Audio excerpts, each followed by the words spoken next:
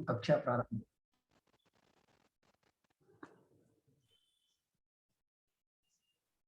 जय जिनेन्द्र सभी को। आत्मानुशासन की कक्षा अपन प्रारंभ करते हैं। सबसे पहले करते हैं अपन मंगलाचरण। मंगलाचरण आप सभी की स्क्रीन पर आ रहा है। आप और हम सभी हाथ जोड़कर विनय पूर्वक मंगलाचरण करते हैं। लक्ष्मी निवास निलयम विलीनम निधाय दीवीरम आत्मानुशासन महम वक्षे मोक्षाय भव्यान के निलय रूप उन अविनाशी प्रभु को उर्धार ग्रंथ रचूं आत्मानुशासन भव्य जनों को है स्वीकार, भव्य जनों को है स्वीकार। यह आत्मानुशासन नामक ग्रंथराज है। आज से लगभग 1300 वर्ष पूर्व आचार्य गुणभद्र देव द्वारा इस ग्रंथराज की रचना की गई है। संस्कृत भाषा में रचित इस ग्रंथराज में 270 श्लोक हैं और उनमें से हम 172 श्लोक पढ़ चुके हैं। आज हम 173 अर्थात 173 नंबर का श्लोक पढ़ेंगे। 173 नंबर के इस श्लोक को प्रारंभ करने से पहले जो हमने परसों 172वां श्लोक पढ़ा था, यदि आप लोगों में से कोई उसके बारे में बताना चाहते हो कि परसों जो हमने 172वां श्लोक पढ़ा था उसमें क्या बात आई थी, कोई श्लोक सुनाना चाहते हो या उसका कुछ भी बताना चाहते हो तो आप रेज हैंड कर सकते हैं। और सबसे पहले प्रियंका जी आपका रेज हैंड हुआ है, हम आप ही को अनम्यूट कर रहे हैं, आप बताएं। पंडित जी, जो परसों श्लोक चला था तो उसमें सिद्ध दशा जो है वो तो नित्य है और पर्याय दशा में ध्रुव उत्पाद व्यय होता रहता है, तो फिर सिद्धों की पर्याय दशा होती कैसे है? बहुत अच्छा आपने प्रश्न किया और उस दिन भी अपना परसों ये प्रश्न चल रहा था, फिर हमने कहा था इसका और अपन अगले दिन इसकी चर्चा करेंगे। देखिए, मैंने वहां पर एक उदाहरण दिया था, आपको ध्यान हो कि जैसे मैं रोज सफेद कुर्ता पहनकर आता हूं तो आपको ये पता नहीं चलता कि कुर्ता बदल गया, लेकिन यदि मैं रोज अलग अलग रंग के कुर्ते पहनकर आऊं तो आपको ये पता चलेगा कि हाँ, रोज कुर्ता बदल गया। तो ऐसे ही संसारी जीवों की तो रोज अलग अलग पर्याय बदलती है। मतलब कभी मनुष्य होता है, कभी तिर्यंच होता है, कभी देव होता है, कभी बालक होता है, कभी वृद्ध होता है, तो हमें पता चलता है कि पर्याय बदल गई है। लेकिन सिद्धों की पर्याय हमें पता नहीं चलता कि बदल गई। क्यों? क्योंकि वो सब एक जैसी होती है, सब समान समान समान समान होती है। सिद्ध सिद्ध सिद्ध सिद्ध सिद्ध, एक पर्याय नष्ट होती है, दूसरी उत्पन्न होती है, वो भी सिद्ध की पर्याय है। पुरानी नष्ट होती है, नई उत्पन्न होती है, वो भी सिद्ध की है। तो सब समान समान होने से हमें ऐसा लगता है कि उनकी पर्याय नहीं बदल रही, लेकिन सचमुच तो बात यह है कि रोज बदल रही है, प्रति क्षण बदल रही है। वो समान होने से हमें ऐसा लगता है कि वो नहीं बदल रही है। आपका समाधान हुआ कि नहीं हुआ? हाँ पंडित जी, लेकिन वहां पे ध्रुव फिर आत्मा ही रहेगी क्या? जैसे पर्याय हुई तो हाँ, एक पर्याय की उत्पत्ति हुई, दूसरे का हाँ, व्यय हुआ, तो वहां हाँ, ध्रुव क्या रहा? द्रव्य आत्मा रहा ना, जो उनका आत्मा ही आत्मा। रही। हाँ, आत्मा है, जो सिद्ध जीव है वो द्रव्य रूप से वहां, वो तो वही है। सिद्ध की पर्यायें प्रतिक्षण बदल रही है, पुरानी नष्ट हो रही, नई उत्पन्न हो रही, लेकिन जीव तो वही है। जीव तो ना नया उत्पन्न हो रहा है ना तो नष्ट हो रहा है, वो तो वही का वही है। इसलिए उत्पाद व्यय द्रव्य तीनों वहां पर निश्चित रूप से बने हुए हैं, कहीं कोई दिक्कत इसमें आती नहीं है। देखो, और भी एक उदाहरण, एक बात समझो कि जैसे सिद्ध है ना, तो केवल ज्ञान है, उनको सर्वज्ञता है ना, लोकालोक सब उनके ज्ञान में झलकता है। तो बोलो, उनके लोकालोक ज्ञान में झलकता है तो लोक में परिवर्तन हो रहा है कि नहीं हो रहा है? लोकालोक की पर्याय बदल रही कि नहीं बदल रही? कि बदल रही है। तो बदल रही है तो वो बदलती हुई उनके ज्ञान में आ रही है कि बिना बदलती हुई ज्ञान में आ रही है? बदलती हुई आई है। भाई बदल रहा है तो बदलती हुई ज्ञान में आ रही है। तो पर्याय पलट रही है ना, ज्ञान में प्रतिक्षण नया नया आ रहा है, नया नया आ रहा है, तो प्रतिक्षण पर्याय बदल रही है। लोक विषय बदल रहा है तो विषयी जो ज्ञान है वो भी बदल रहा है प्रतिक्षण। हर द्रव्य में अनंत गुण होते हैं और हर एक गुण की प्रति समय पर्याय बदलती है, यह आप सब जानते हैं। और सिद्ध भी एक जीव द्रव्य है, जीव तत्व है, द्रव्य है, जो भी कहना, एक ही बात है। किसी अपेक्षा से अंतर है, वो अंतर की अपेक्षा अभी अपन नहीं ले रहे, क्योंकि वो जीव का जो भाव है उसी को तत्व कहते हैं। जो द्रव्य है उसी का भाव है, वो तत्व है। तो वो जो सिद्ध जीव है वो भी, उनमें भी अनंत गुण है और उनके भी एक एक गुण की प्रति समय पर्याय बदलती है। इसलिए द्रव्य गुण पर्याय तीनों मौजूद है ना वहां पर। तो पर्याय का काम ही बदलना है। तो बदल रही है, नई उत्पन्न हो रही है वो उत्पाद, पुरानी नष्ट हो रही है वो व्यय, और कुछ ऐसा है ना जो कायम है तो वो द्रव्य। इसलिए उत्पाद व्यय द्रव्य तीनों वहां बनते हैं। प्रियंका जी, आपका समाधान हुआ कि नहीं? नहीं जी पंडित जी, धन्यवाद। हाँ, नहीं हुआ हो तो आप जरूर वापस पूछना, बिल्कुल संकोच नहीं करना, निर्णय होना चाहिए अपने को, ऐसे नहीं नहीं सोच। पहले मैं ये सोचती थी कि सिद्ध दशा हो गई तो अब पर्याय का कोई काम ही नहीं रहा। हाँ नहीं, इसीलिए हम ये बात बता रहे हैं। देखो अभी 363 मतों की भी मैंने आपको नाम लिया था कि 363 मत हैं। उनका अगर हम नाम सुनेंगे पढ़ेंगे तो हमको ऐसा लगेगा कि अरे ये तो सही कह रहे हैं, इसमें क्या दिक्कत है। आपने पढ़े 363 मतों के नाम? कौन कौन से? नहीं। 63 केवल नाम ही सुने ना। देखो मैं अभी हाँ आपको सुनाता हूँ, ये कौन सा ग्रंथ है? अष्टपाहुट जी ग्रंथ है ना। हाँ ये हाँ। अष्टपाहुट जी ग्रंथ में जो भाव पाहुड़ है, उस भाव पाहुड़ में 137 नंबर, 137 नंबर, 137 नंबर की गाथा में 363 मतों के नाम आए हैं। एक ही गाथा में 363 मतों के नाम। आप सोच रहे होंगे ऐसा कैसे? देखो मैं बताता हूं। उन्होंने कहा 80 सय किरीय वाई अकिरियाणम च होई चुल सीधी 87 अंडाणी वेणैया होंती बत्तीसा। इसका अर्थ ऐसा है कि 5 तरह के जो 363 मत है ना, उनको 5 भागों में बांटा, 5 ग्रुप बना दिया। पहला ग्रुप है क्रियावादियों का, जो 180 भेद है उसके, 180 तो क्रियावादी है। और दूसरे अक्रियावादी 84 भेद उनके हैं, 84। और तीसरा ग्रुप है अज्ञानियों का, अज्ञानियों के 67 भेद है। और चौथा ग्रुप है विनयवादियों का, 4 ग्रुप है, 4। 363 मत जो कुमत है उनके 4 ग्रुप बना दिए उन्होंने, क्रियावादी, अक्रियावादी, अज्ञानी और विनयवादी। तो जो क्रियावादी है वो 180 प्रकार के मत है और अक्रियावादियों के 84 मत है। और जो अज्ञानी है उनके 67 मत है।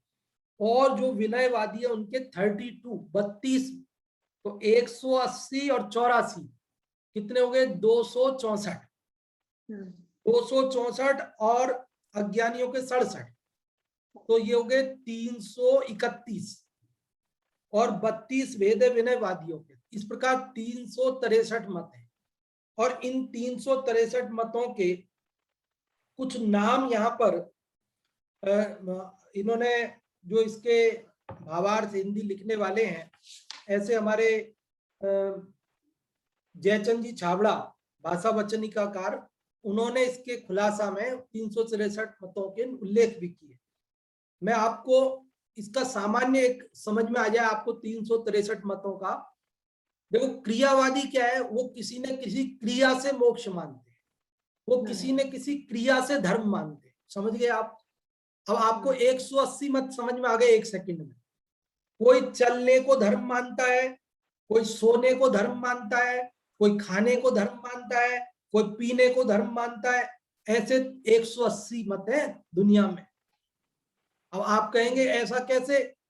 तो अभी अगर खुलासा करने लगेंगे तो कई दिन लग जाएंगे, लेकिन संक्षेप में आप समझ लीजिए कि वो किसी ना किसी क्रिया से धर्म मानते हैं। और 80 जो भेद है, 84 भेद है, वो अक्रियावादियों के। अक्रियावादी मतलब क्रिया से धर्म नहीं मानते। अब देखो इनके भेद में कुछ 2-4 सुनाऊंगा आपको, तो आपको लगेगा अरे ये इसमें क्या दिक्कत है, ये तो सही है। क्योंकि जो आप और हम लोग हैं उनमें भी जो एक ही पक्ष सुनते हैं, केवल द्रव्यार्थिक न्याय की मुख्यता से पर्यायार्थिक न्याय की चर्चा नहीं सुनते हैं, आत्मा को नित्य ही सुनते हैं, आत्मा अनित्य भी है, इस पक्ष को गौण करना तो ठीक है लेकिन उसका अभाव ही कर देते हैं। इस प्रकार की जो कुछ प्रवृत्ति हमारे में चल पड़ी है, इसके कारण से हमें ऐसा लगने लगा कि अरे ये तो सही है, ये गलत है। लेकिन वास्तव में जो वस्तु का स्वरूप है वो सर्वथा नित्य नहीं है। आत्मा सर्वथा नित्य नहीं है। ये भी प्रश्न अपना परसों कहा था ना हमने, और विस्तार से लेंगे, क्योंकि आत्मा को नित्य मानते हैं तो आत्मा नित्य ही नहीं है भैया। आत्मा नित्य भी है और आत्मा अनित्य भी है। देखो अब सुनो, अक्रियावादियों में से कुछ सुनाता हूं आपको। और अज्ञानवादी तो समझ गए। अज्ञानवादी तो ये कहते हैं भाई हमें नहीं पता जीव है कि नहीं, तो बोले हमें नहीं पता कि वो संशय विपर्य अनध्यवसाय में रहते हैं। और जो विनयवादी हैं वो तो ये समझते हैं कि किसी ना किसी की विनय करो तो तुम्हारा काम हो जाएगा। वो कहते हैं गुरु की विनय करो, तो पिता की विनय करो, राजा की विनय करो, तो ऐसा वो सिद्धि, अपनी उपलब्धि, अपना कल्याण उसी में समझते हैं, विनय में, मात्र विनय से, एकांत। तो अब यहाँ पर अक्रियावादी में से मुझे कुछ बताना था आपको। देखो इसमें क्या लिखा है कि कई कहते हैं कि जीव जानता नहीं है। कि साहब इसमें तो कोई दिक्कत नहीं है, ये तो हमें भी स्वीकार है कि ये सही बात नहीं है। चलो ये तो स्वीकार है। अगली बात सुनो, आगे कुछ कहते हैं कि कुछ करता नहीं है, आत्मा कुछ करता नहीं है, ये मिथ्या मत है। 363 मतों में आत्मा करता नहीं है, ये मिथ्या मत है। अब ये बात हमारे गले उतरेगी कि आत्मा करता है। समझ में आ रही बात आपको? सबको समझ में आ रही कि नहीं आ रही बात? तो आत्मा करता नहीं है, ये बात हमारे गले उतरेगी। हम तो करता नहीं है, है? यहाँ पर कह रहे कुछ करता नहीं है, ये 363 मिथ्या मतों में है। भैया आत्मा अकर्ता है एक किसी अपेक्षा से, और आत्मा करता है ये भी किसी अपेक्षा से। कथनचित करता है और कथनचित अकर्ता है। आत्मा सर्वथा अकर्ता मानना ये मिथ्या मत है। अगर आत्मा सर्वथा अकर्ता हो तो आत्मा जानने की क्रिया का भी कर्ता कैसे होगा? मैं जानता हूं कि नहीं जानता हूं, तो अजानने की क्रिया का करता हूं कि नहीं, अपने शुद्ध भावों का करता हूं कि नहीं? अरे शुद्ध नए से शुद्ध भावों का करता हूं। द्रव्य संग्रह में नेमीचंद सिद्धांति देव ने लिखा है, क्या लिखा है कि वहां जीव के 9 अधिकार बताए हैं, 9 खासियतें, उनमें एक कर्ता पने की खासियत बताई।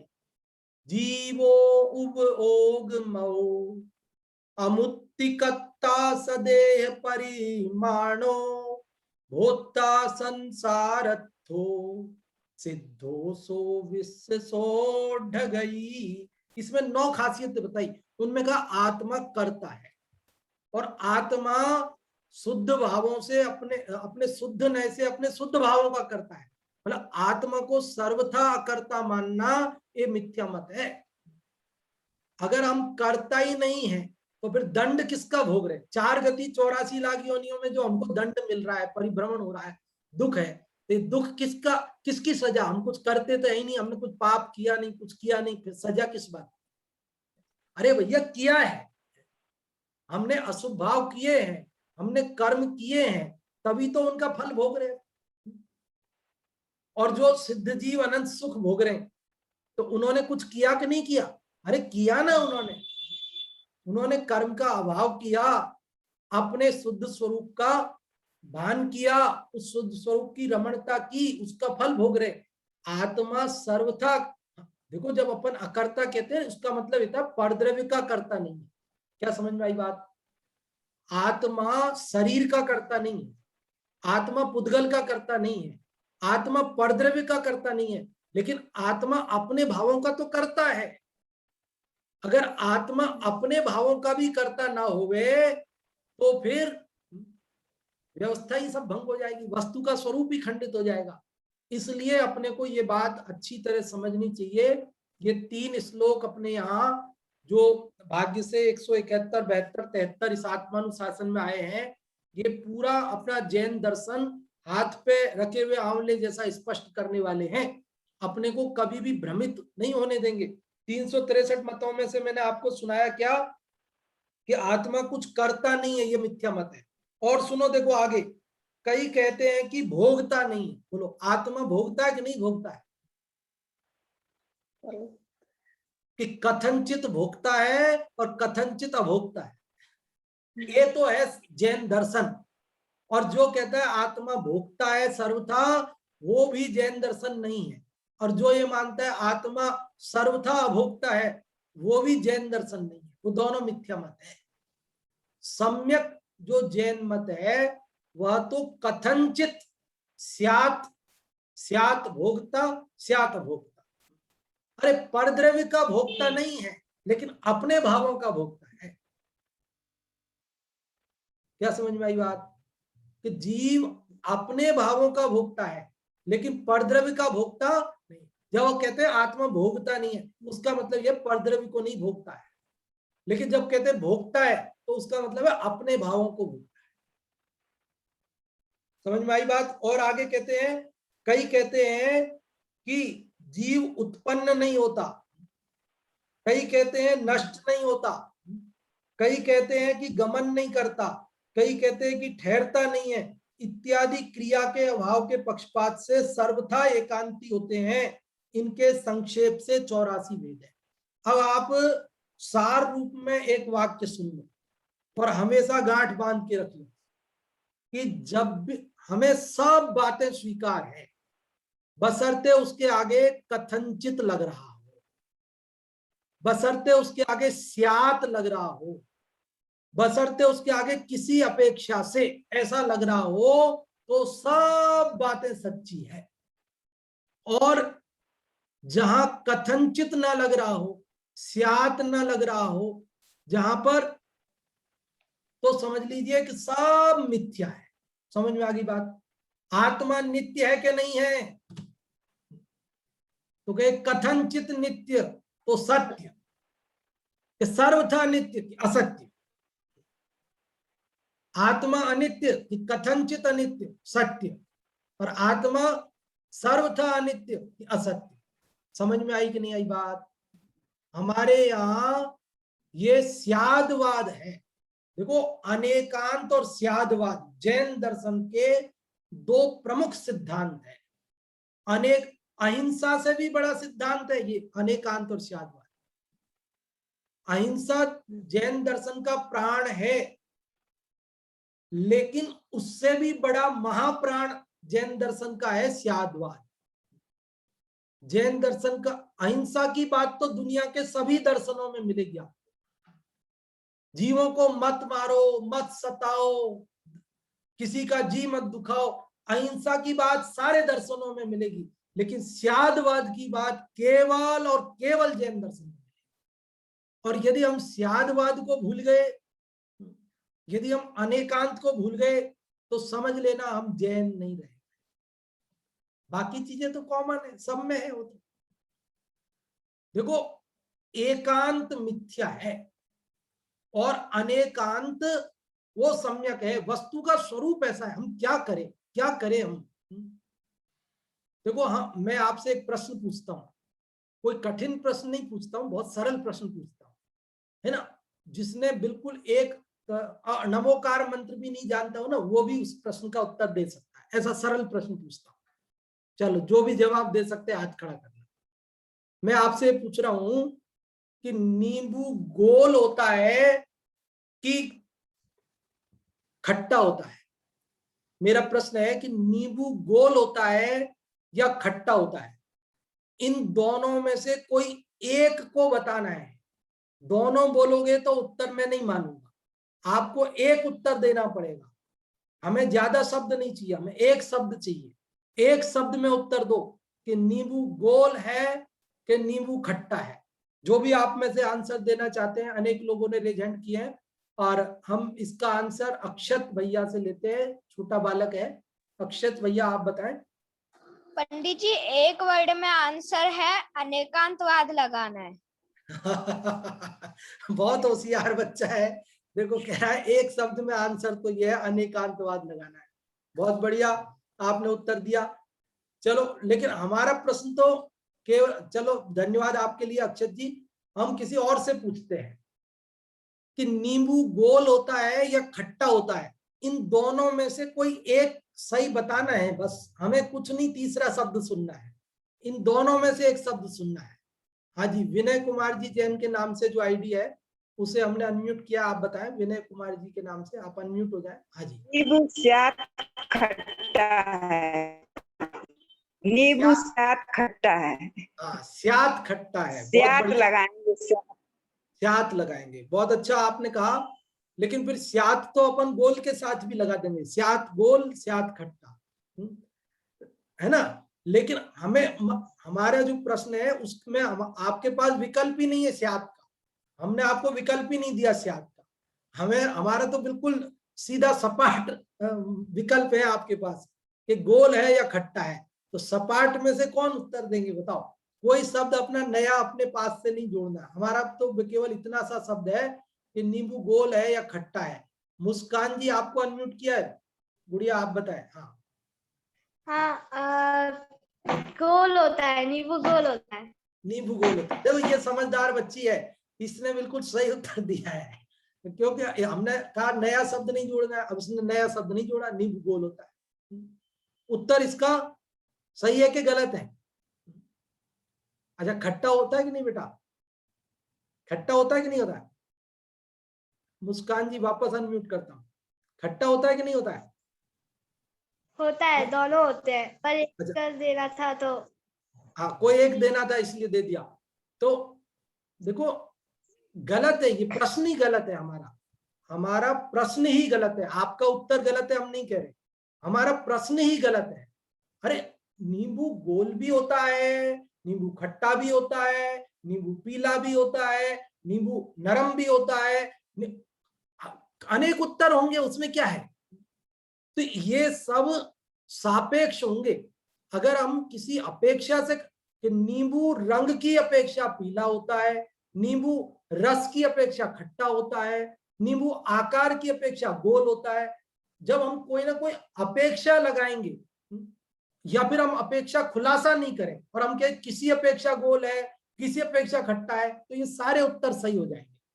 लेकिन जब हम सर्वथा लगाएंगे, हम कोई अपेक्षा नहीं लगाएंगे, तो क्या होगा कि वो असत्य हो जाएगा उत्तर। तो बात अब आप समझ गए होंगे। तो जिनका परसों ये प्रश्न था कि आत्मा नित्य है अनित्य नहीं है तो उनको समझ में आया कि नहीं, आत्मा अनित्य कैसे है? आशा जी आपने पूछा था, शायद आपका समाधान हुआ कि नहीं? हो गया हो गया ना। देखो ये बात अपने को गौण करना, मुख्य करना, ऐसा तो होता है। प्रयोजन की मुख्यता से हम कभी आत्मा को नित्य पक्ष को मुख्य करते हैं, अनित्य पक्ष को गौण करते हैं। कभी हम अनित्य पक्ष को मुख्य करते हैं, कभी नित्य पक्ष को गौण करते हैं। ऐसा हमारे आचार्यों ने किया, उसमें कोई समस्या नहीं है। गौण करना वो कोई दिक्कत नहीं है, लेकिन अभाव कर देना वो दिक्कत है। समझ में आई बात? आत्मा खूब बोलो नित्य है नित्य है नित्य है नित्य है, कोई समस्या नहीं है। लेकिन आप कहो आत्मा अनित्य नहीं है, आत्मा नित्य ही है, तो या तो आप अपेक्षा करो खुलासा कि किस अपेक्षा से नित्य ही है। अरे द्रव्य की अपेक्षा नित्य ही है, अनित्य नहीं। हाँ, तो अपेक्षा करो। और पर्याय की अपेक्षा अनित्य ही है, नित्य नहीं, क्योंकि पर्याय प्रति समय विनाशशील है और द्रव्य सदा कायम रहने वाला अविनाशी तत्व है। तो इस प्रकार से अपने को ये बात अच्छी तरह समझनी चाहिए। मैं समझता हूँ अब आप लोग समझ गए होंगे। और आज का श्लोक भी अभी अपने को चर्चा बाकी है, तो अब ये आज वाला श्लोक मैं आपकी स्क्रीन पर लाता हूँ और उसको अपन पढ़ते हैं एक बार। देखिए ये आज वाला श्लोक आपकी स्क्रीन पर आ रहा है। छोटा सा श्लोक है, वही अनुष्टुप छंद है, और नहीं अनुष्टुप नहीं, 4 लाइन का है, थोड़ा बड़ा है लेकिन सरल है, ऐसा कोई कठिन नहीं है। देखो अभी समझ लेते हैं। ये वसंतिल का छंद है, जैसे अपन भक्तामर जी पढ़ते हैं बस उसी प्रकार पढ़ना है।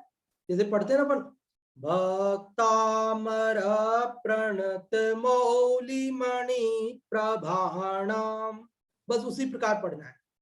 न स्थास्नु न क्षण विनाशी न बोध मात्रम न भाव प्रतिहत प्रतिभास रोधात् तत्त्वं प्रतीक्षण भवत्तद तत्स्वरूपम् माद्यन्तहीनमखिलं च तथा यथैकम् नहि सर्वथा नित्य सर्वथा क्षणिक नहीं वस्तु कारू मात्र ज्ञानमय नहीं अभावमय निर्बाधित भासित न स्वरूप प्रतिक्षण जानो तत्व तत् अतत् वस्तु का अविरुद्ध स्वरूप जैसा एक पदार्थ अनादि निधन है वैसा सब का रूप।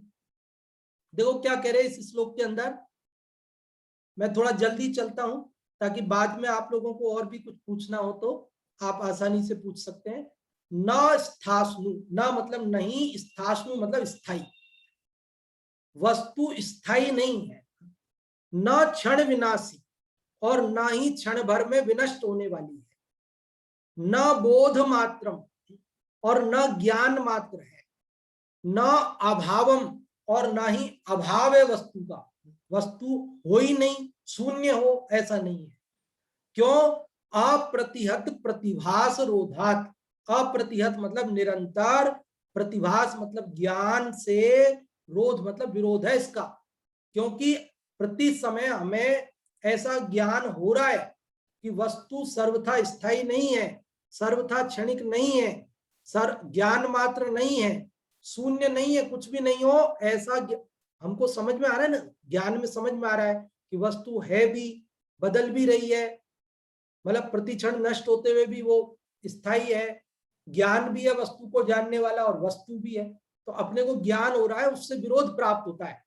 ये 4 मत यहाँ पर बताए कि जो ये मानता है कि वस्तु सर्वथा स्थायी है, जो ये मानता है वस्तु क्षणभंगुर है, मात्र क्षणिक है, जो ये मानता है कि बोध मात्र, एक बौद्ध मत में एक मत ऐसा है उनका है, एक शाखा जो ज्ञान मात्रा द्वैतवादी है।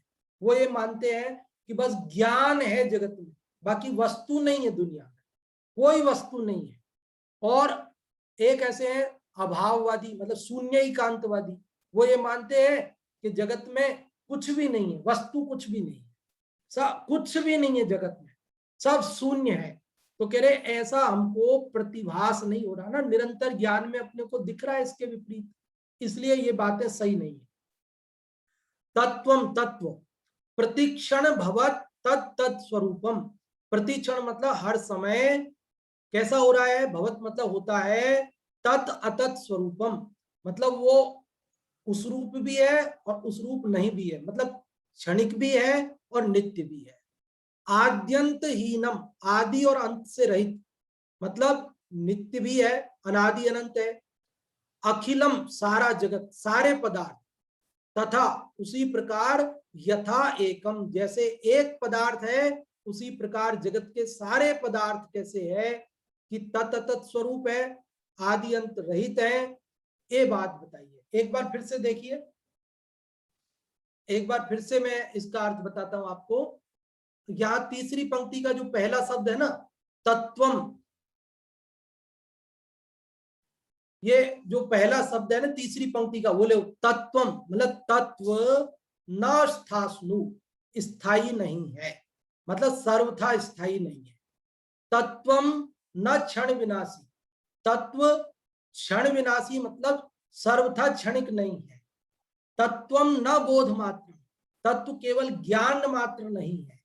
तत्वम न अभावम, और तत्व का अभाव नहीं है, क्योंकि अप्रतिहत प्रतिभास रोधात, क्योंकि ऐसी मान्यताओं से, ऐसी बातों से विरुद्ध अपने को ज्ञान हो रहा है, अपने को समझ में आ रही ना, ज्ञान में झलक रही सारी चीजें कि ऐसा नहीं है। फिर कैसा है कि यथा एकम, जैसे एक तत्व, एक वस्तु प्रतिक्षण हर समय तत् अतत् स्वरूपम भवत, तत् और अतत् रूप है, आद्यंत हीनम अनादि अनंत है, तथा च अखिलम, उसी प्रकार समस्त पदार्थ है। अखिल मतलब समस्त। आप में से जो भी इसका अर्थ बताना चाहते हैं वे रेज हैंड कर सकते हैं। मैंने थोड़ा जल्दी जल्दी बताया है, किसी को यदि आपको अर्थ पकड़ में आ गया हो तो आप रेज हैंड कर सकते हैं, और नहीं आया हो तो मैं फिर से बताऊं। हाँ जी, पहले तो हम मुन्नी जी आपका रेज हैंड पहले का ही ऐसा है, हम आपको अनम्यूट कर रहे हैं, आप बताना चाहते हैं? जो समझ में आया बताऊं? हाँ जी, जितना आया जय पंडित जी। हाँ जी, जय जिनेंद्र, बता दें। नहीं सर्वथा नित्य, सर्वथा क्षणिक नहीं वस्तु कारो, मात्र ज्ञान में नहीं अवा में निर्वाचित भाषा न स्वरूप, क्षण जानो तत् तत् अतत् वस्तु का अवरोध स्वरूप, वैसा एक पदार्थ अनादि वैसा सबका रूप। इसमें परस्पर धर्म बताए हैं कि वस्तु सर्वथा नित्य भी नहीं है, सर्वथा क्षणिक भी नहीं है। वस्तु का रूप ही ऐसा है कि वस्तु सर्वथा नित्य भी नहीं है और सर्वथा क्षणिक भी नहीं है। मात्र ज्ञान में नहीं है, मात्र ज्ञान में भी नहीं है और ज्ञान का अभाव में भी नहीं है, तो निर्वाचित है, उसमें कोई बाधा नहीं है। उसमें समझने के लिए इसका भाषित ऐसा स्वरूप भाषित करना चाहिए, इसमें कोई अभाव बाधा नहीं आती कि ज्ञान वस्तु ज्ञान में भी है और अज्ञान में भी नहीं, सर्वथा भी है, क्षणिक भी नहीं है। और प्रतिक्षण जानो तत्व, प्रतिक्षण ये जानो कि तत्व का जो स्वरूप है, तत्वीय अतत्वीय नित्य, जो भेद, जो परस्पर जो भेद है, भेद तो हर वस्तु में होते थे, वस्तु में भेद नहीं होंगे तो वस्तु समझेंगे कैसे? तो वो एकांतवादी हो जाएंगे एक शब्द को समझेंगे तो। इसलिए उसमें अवरुद्ध स्वरूप है, क्योंकि वस्तु दोनों प्रकार की होती है। जैसे एक पदार्थ में अनादि निधन, वैसे सबको, जैसे एक वस्तु के दो रूप होते हैं, वैसे अनादि निधन वस्तु का स्वरूप है। तो वस्तु को ऐसा ही समझना चाहिए, नहीं तो एकांतवादी क्षणिकवादी ऐसे हो जाएंगे, मत से बनेंगे। हाँ जी, बहुत अच्छा मुन्नी जी आपने बताया कि वस्तु तत् रूपादि अनादि निधन है, जैसे एक है उसी प्रकार जगत के समस्त पदार्थ हैं, सर्वथा नित्य नहीं है, सर्वथा क्षणिक नहीं है, मात्र ज्ञानमय नहीं है और शून्य भी नहीं है, अभावमय भी नहीं है। रंजना जी आपका भी रेज हैंड है, हम आपको भी अनम्यूट कर रहे हैं, आप बताएं।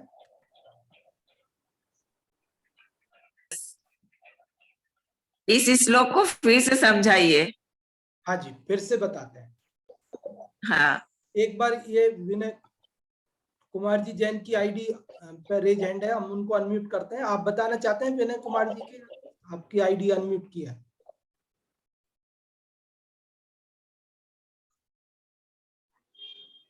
हाँ जी,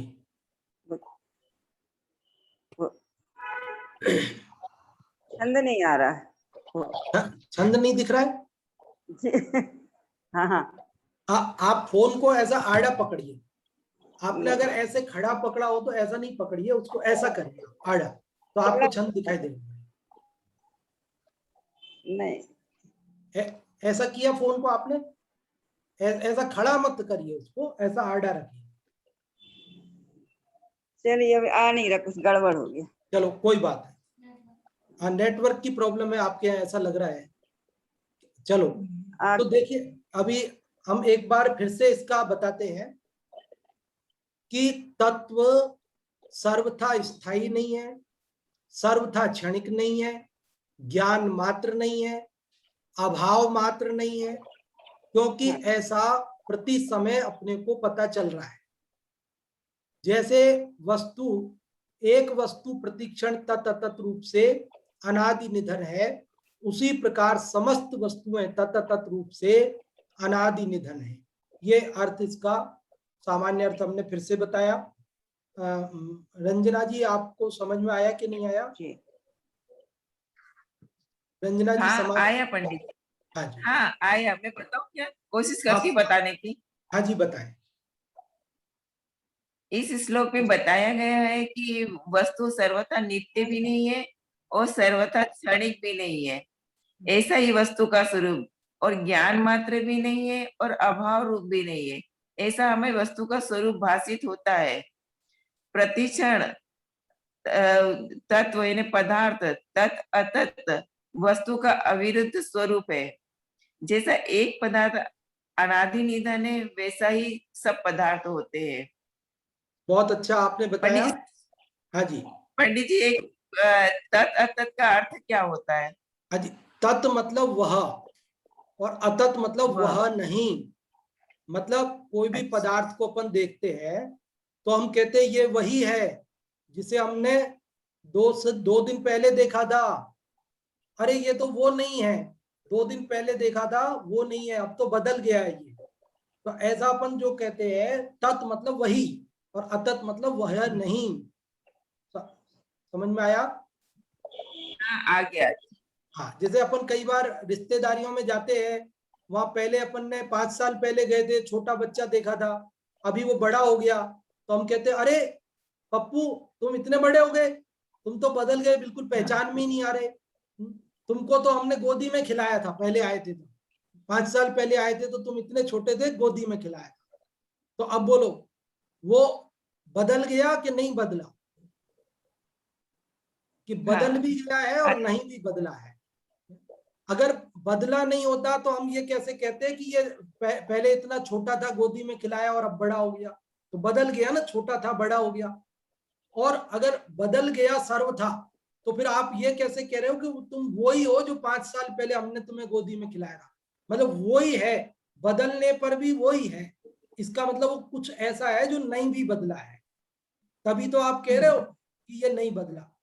कि अरे इसके ये यहाँ पे चोट का निशान है ना, ये तब भी था और अभी भी है। तो ये आप उसको किसी ना किसी अपेक्षा से नहीं बदला भी पहचानते हो और किसी अपेक्षा से बदला हुआ भी पहचानते हो। यही है तत् अतत्।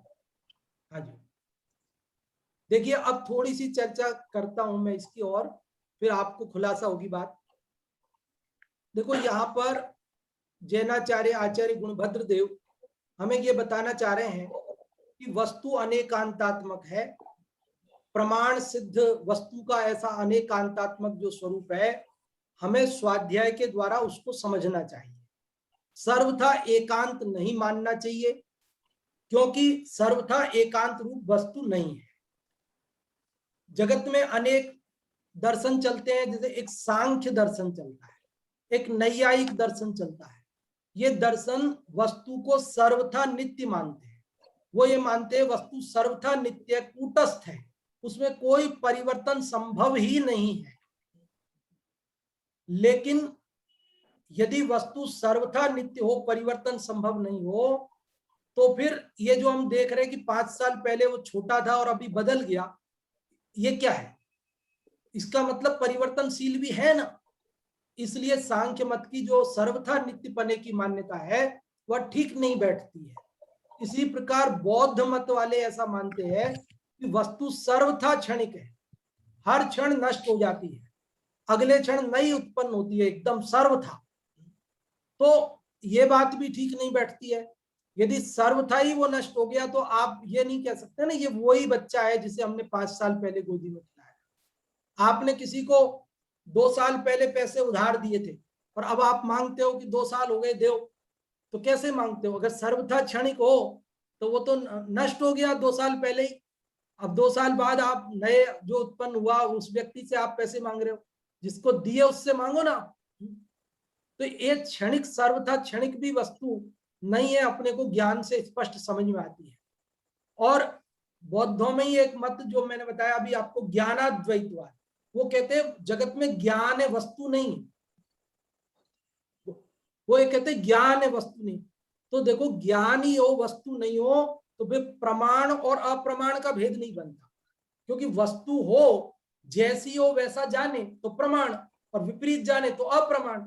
तो प्रमाण ज्ञान और अप्रमाण ज्ञान, जो ज्ञान के जो दो भेद है, सम्यक ज्ञान मिथ्या ज्ञान, ये कैसे बनेंगे जब वस्तु है ही नहीं, ज्ञान ही ज्ञान है, तो फिर वो उसमें सही जानना गलत जानना वो कैसे पता चलेगा।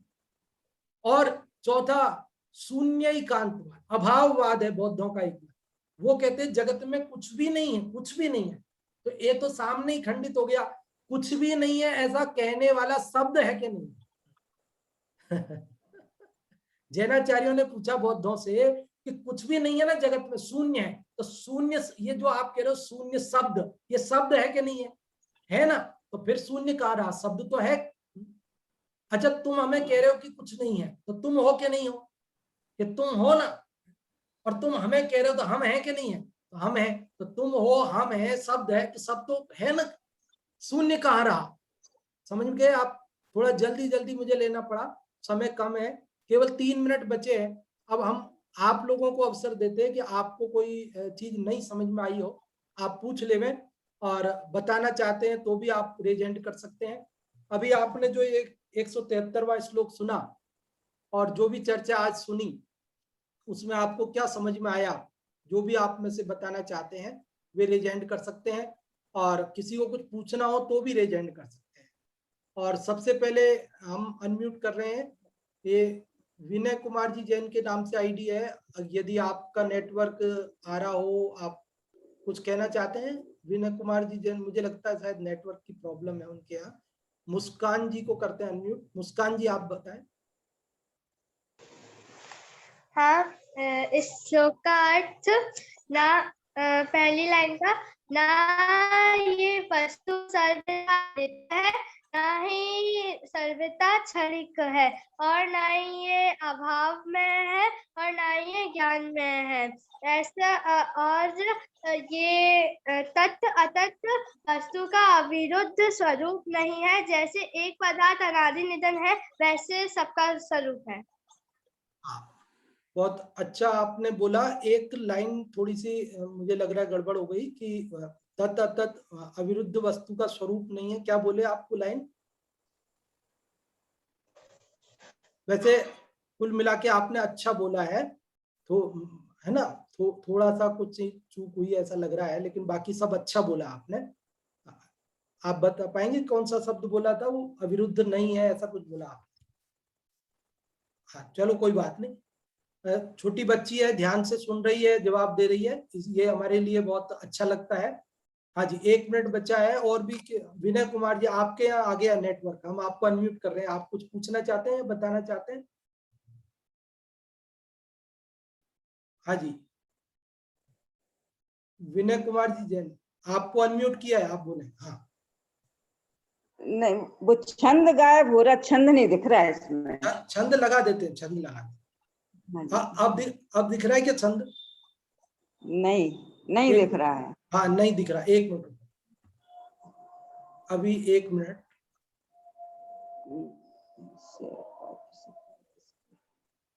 पता नहीं क्या हो गया। हाँ हाँ जी अब दिखा। हाँ जी सर। नहीं सर्वथा नित्य सर्वथा, एक मिनट,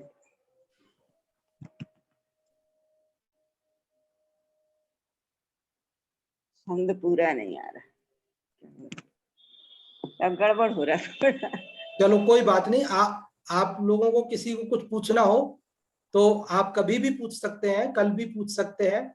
और अब अपना समय पूर्ण हो गया है, तो अपन आमंत्रित करते हैं पंडित जी साहब को अगली कक्षा के लिए, नाटक समय सार जी की कक्षा के लिए।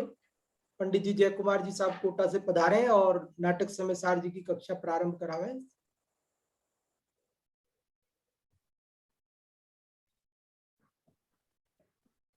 जी बहुत बहुत धन्यवाद पंडित खेमचंद जी साहब।